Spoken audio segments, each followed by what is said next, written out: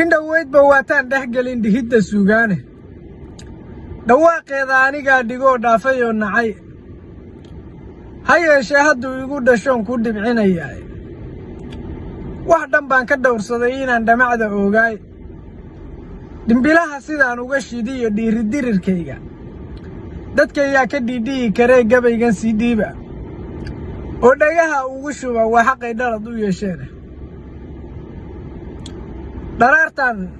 dharaartaan dhufaan doorannay qaranka loo dhaashi wixii dhacay dadkaygow si aan kaaga dhaadhiciyo qalbidhagax dhabcaalkii gatay gaalada u dhowshi qalbidhagax dhabcaalkii gatay gaalada u dhowshi isma iyo inuu qaran dhisaa wa iska dhalanteed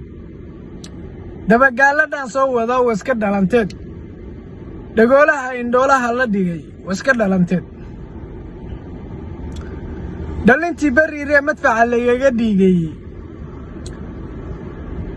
baydhabo wixii laga dhigeen dhaqanka loo saarin gobollada dhexiyo jubbada lagaga dhaanteeye weli dhiirandiririya ma kicin dhaadan odayeeda dhugma kuma kasaylnoo kollay wayna dhibaysaa dhamma iyo ninkii dhiiranow adigu sii dhaari dhamma iyo ninkii dhiiranow adigu sii dhaari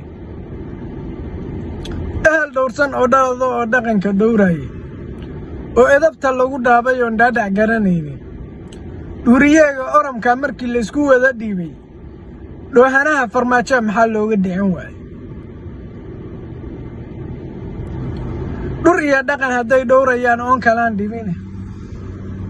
dhur iyo dhaqan hadday dhowrayaan oon kalaan dhimine dhalashiya ismoosiis xun baa loo dhacmahayaaye dhiggaayoo ku dhaansanahayana waa dhib iyo hawleh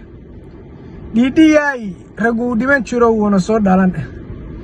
dhiidhiyaayi rag waa dhiman jiro wuuna soo dhalan afartaa dhadhaab goohayay dhihiddu waa guux waa dhalasho iyo dhiiggayoon kala dhaqaaqayn waa dheeha ololayso oy dhagari haysaaye car ku dhaca haddaad dalag tihiin dhoobadii iyo ciidda car ku dhaca haddaad dalag tihiin dhoobadii iyo ciidda dhimir male dhabcaalkiiyo ninkuu aygu dhaansade ka dhoofana dhulkaana la odhan dhowr guddabadoode dhimashada barkeed baa kollay dhaanta noloshaane baldhexgeeya soomaaliyoo dhab uga maansooda